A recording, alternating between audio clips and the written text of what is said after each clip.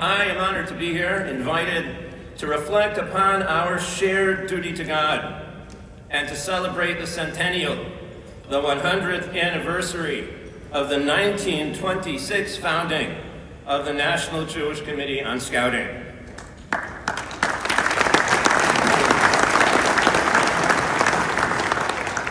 For 100 years, the National Jewish Committee has urged Jewish youth to embrace Scouting, to grow as Jews and as Americans and as young people of good character.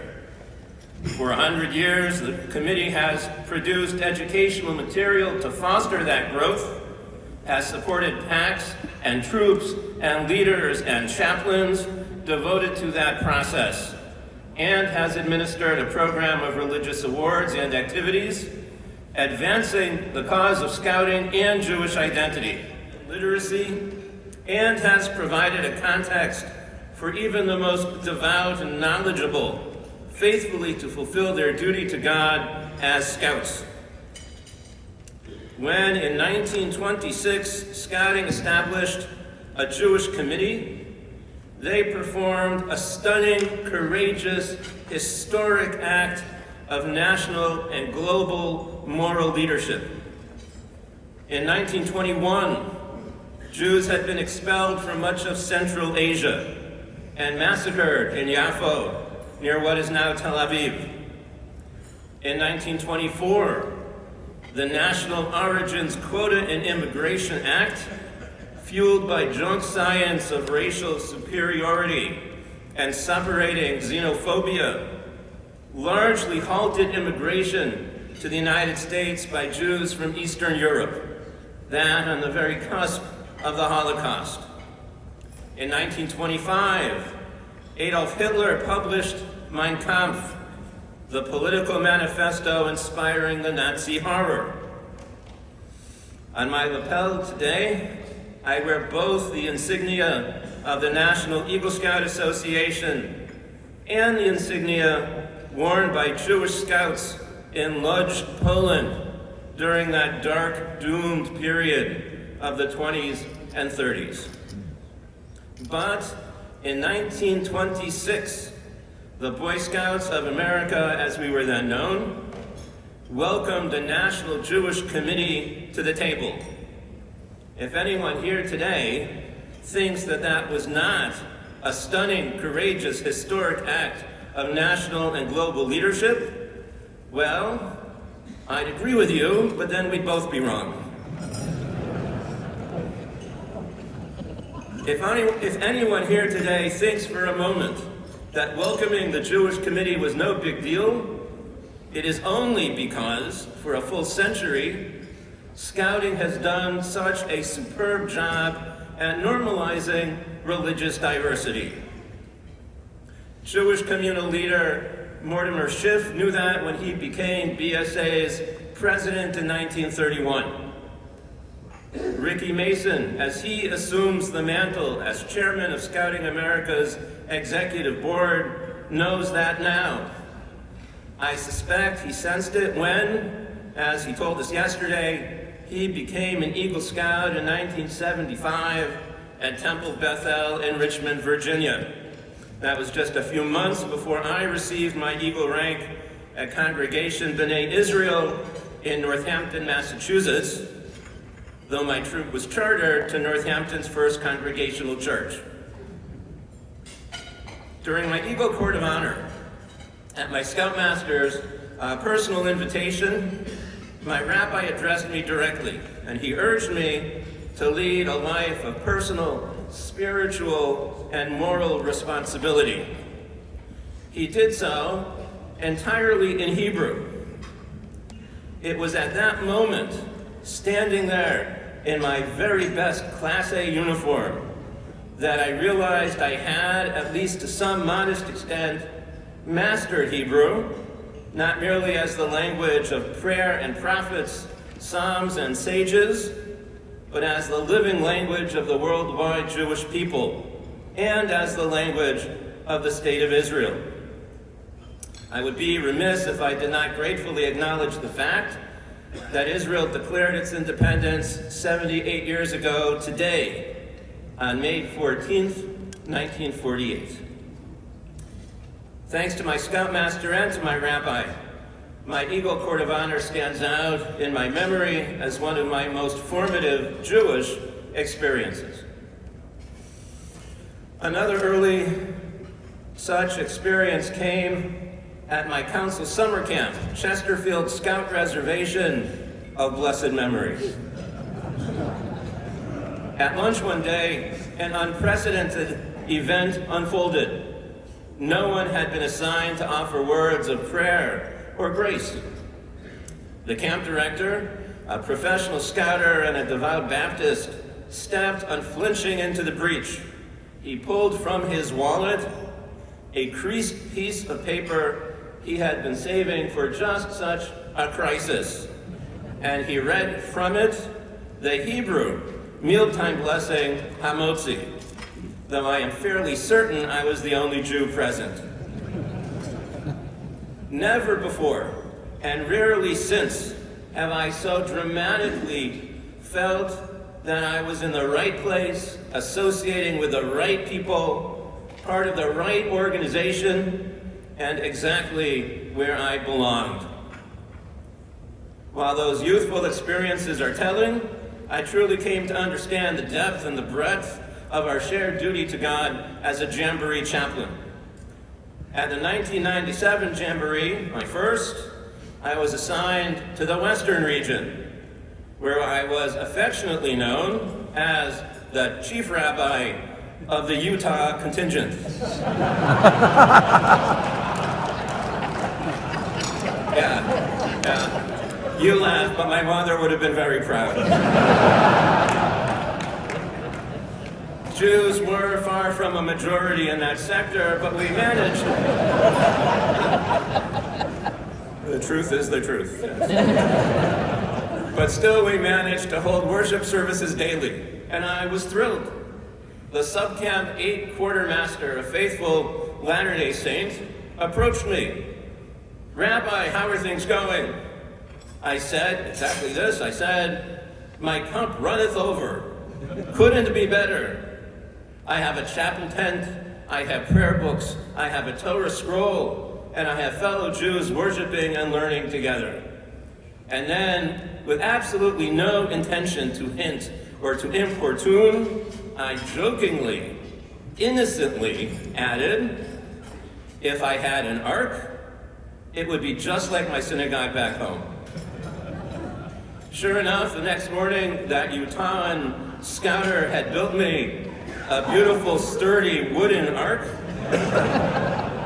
to house the Torah scroll. That ark accompanied me to 5 additional jamborees. It was used by my congregation when the pandemic forced communal worship outdoors. It has served seminary students on religious retreat. It remains one of my most prized possessions. Each time it is used, I tell the story of its origins and how that quartermaster's expansive understanding of duty to God won his church a new lifelong friend, and through me, many others. At a later jamboree, I used that same ark on a Sabbath morning for services when my crowd had dispersed and I was straightening up the area. A sizable group of Catholic priests, a number of dear friends among them, entered the tent where they were to coordinate logistics for the next morning's Sunday Mass with as many thousands of faithful. They turned to me and asked me to offer a blessing on their behalf. I am truly embarrassed to admit that at first, I just assumed they were kidding. Engaging in some good-natured ministerial mockery. But it quickly became clear that my colleagues were in earnest. So, deeply moved, I offered a few heartfelt and I hope well-chosen words of prayer and benediction. Following their collective and sonorous amen, a familiar voice from among them called out, "Not bad, Prouser. Now do it in Latin."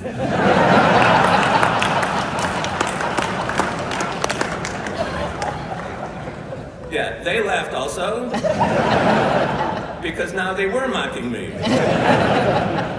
But never one to be caught unprepared, I responded by quoting Marcus Tullius Cicero, the Roman senator and farmer of the 1st century BCE.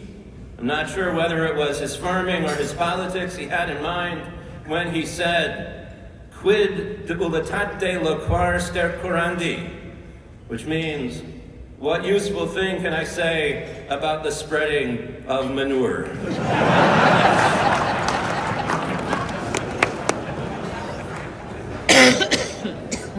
Years later, I conducted Jamboree Sabbath Eve services on a stormy Friday night, perhaps 2 miles from my campsite.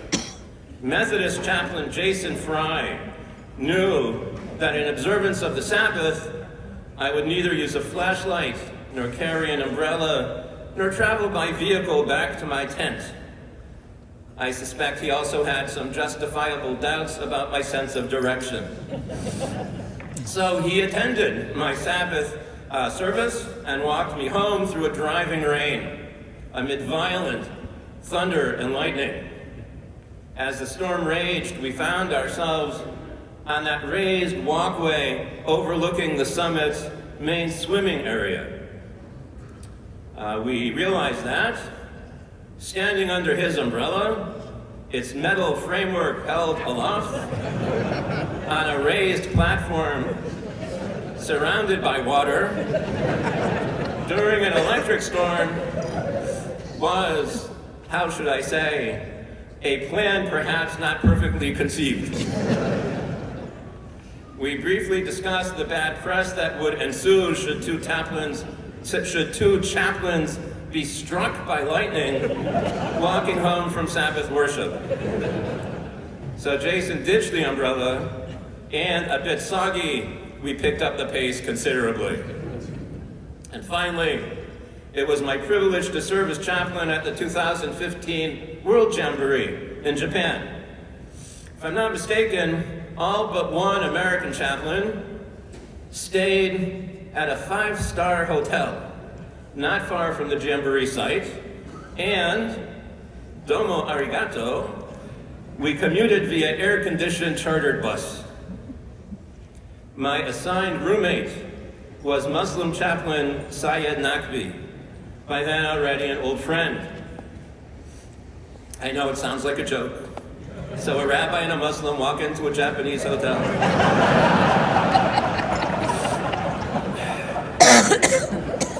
But the story is true in every detail. No stercorandi.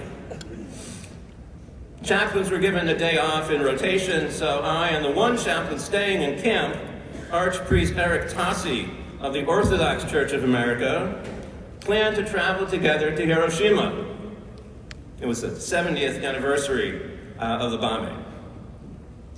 And Father Tossi stayed over in our hotel room, and he slept on the floor to facilitate an early departure the next morning.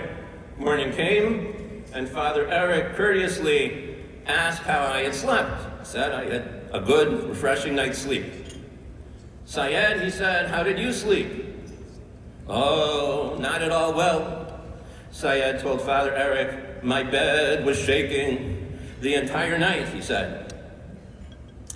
I think there may have been, Syed said, and here I paraphrase, a malevolent supernatural force in the room. So Syed told us he got up during the night and he read aloud verses from the Holy Quran, invoking divine protection upon all of us in the room. Father Eric protested. Syed, there was no malevolent natural force. You were snoring. He said, I couldn't sleep. So I reached over, I grabbed the leg of your bed, and I gave it a good shake. You rolled over and stopped snoring but then soon enough you started up again. So I reached over, I grabbed the leg of your bed, and I gave it a good shake. Then you turned up, and it apparently went on for hours. Syed looked genuinely puzzled. He thought about it for a long moment, and then he announced, and I quote, "I don't snore, it must have been Joe." It was precisely the response I would have expected.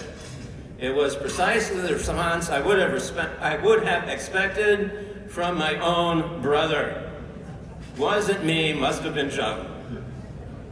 Syed, my brother, when 3,000 years ago the psalmist wrote, "Hinei ma tov u'ma na'im," how good and pleasant it is for brothers to dwell together in peace, he was talking about you and me. He was talking about all of us in this room, celebrating our various faiths and reaffirming the principled, expansive understanding of duty to God, which we share as Scouts. Thomas Paine led the way 250 years ago in 1776 when he wrote, "It is the will of the Almighty that there should be a diversity of religious opinions among us." Scouting's original 1911 handbook continued Paine's visionary work when it insisted on faith in the life of the Scout and stated the principled non-sectarianism of the American Scouting movement in no uncertain terms. It read, "No Scout can grow into the best kind of citizen without recognizing an obligation to God. If he be a Catholic Scout, the Catholic Church is the best channel for his training. If he be a Hebrew, then the synagogue will train him in the faith of his fathers. If he be a Protestant, no matter to what denomination of Protestantism he may belong, the church of which he is an adherent should be the proper organization to give him an education in the things that pertain to his allegiance to God." And so, in 1926, the National Jewish Committee on Scouting was welcomed to the table. Stunning, courageous, historic, moral leadership. With gratitude for what Scouting did 100 years ago, and in the express spirit of my fellow chaplains, with whom and from whom I have learned so very much, let us pray. May we continue to build together, even when we are tempted to complacency and begin to think we have already accomplished all that is required. May we continue to be a blessing to each other, listening closely to each other, translating our respective creeds into meaningful action, and sharing sacred space and our sacred mission with good humor. May we continue to walk together, even when the times are dark and the elements are uncongenial or threatening. And Hinei ma tov u'ma na'im shevet achim gam yachad. May we continue to dwell together in peace, protecting and looking out for each other, like the true brothers and sisters we are meant to be, even when we are thoroughly shaken by divergent perspectives, contentious spirits, and divisive current events and conflicts. May God speed his angels, many of whom are already in this room, to watch over the young people entrusted to our care. My fellow Scouts and Scouters, may it be the will of the Almighty that there be a diversity of religious opinions among us, and may we continue to take a principled, courageous stand against bigotries, old and new, for another 100 years at the very least, perhaps with God's help, another 250. Shenelech Michael El Chayil, may we go from strength to strength. Thank you all so very much. God bless you.